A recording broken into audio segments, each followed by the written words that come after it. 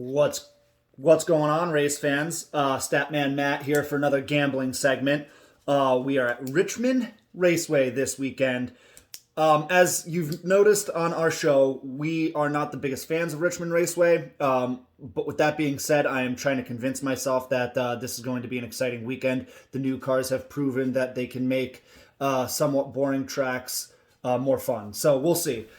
Just wanted to hit you guys up with some gambling information here. Hopefully win you guys some money, and you guys can thank me on the back end. So if you listen to the show this week, thank you, first of all. And if you haven't, shame on you. Go listen to it. It was a great one. But if you did listen to us, all three of us were really, really high on JGR. And there's a reason for that.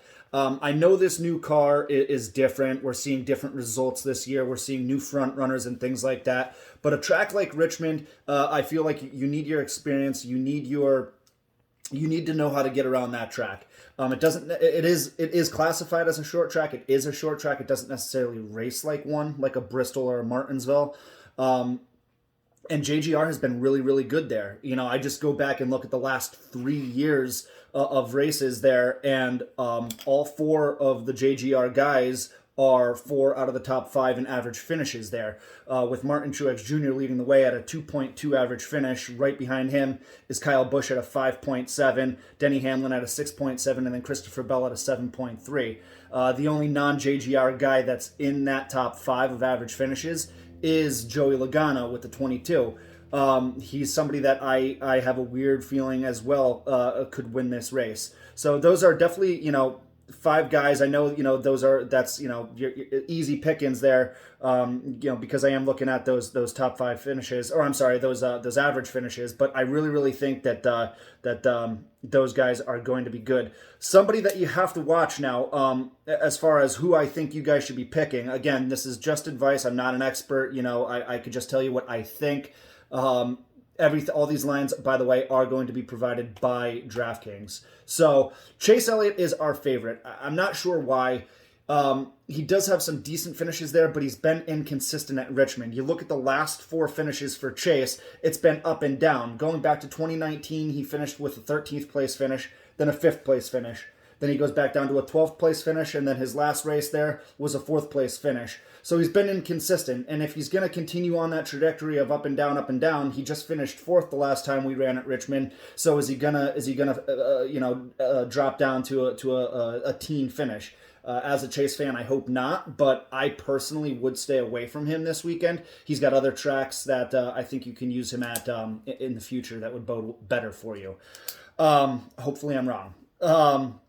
I do have, in the show as well, I picked Hamlin. I'm still high on Hamlin. He's the hometown guy. He's got to be itching for a win. He hasn't had the season he's wanted as of yet, and I think he's going to come out and he's going to race really well.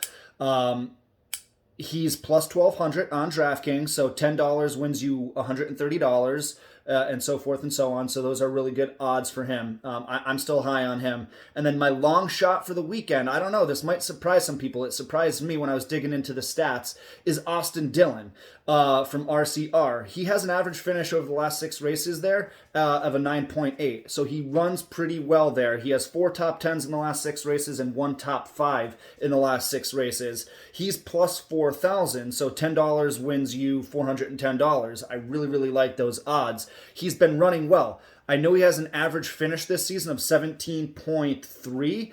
I don't think that's indicative of how he's actually run this year. I think he's run a lot better and then just kind of fluttered out at the end. I don't know. He seems to really run well at Richmond. I like him as, like I said, a long shot. Maybe even if you want to play some money on him finishing in the top 3, top 5, you have a good chance at winning some money.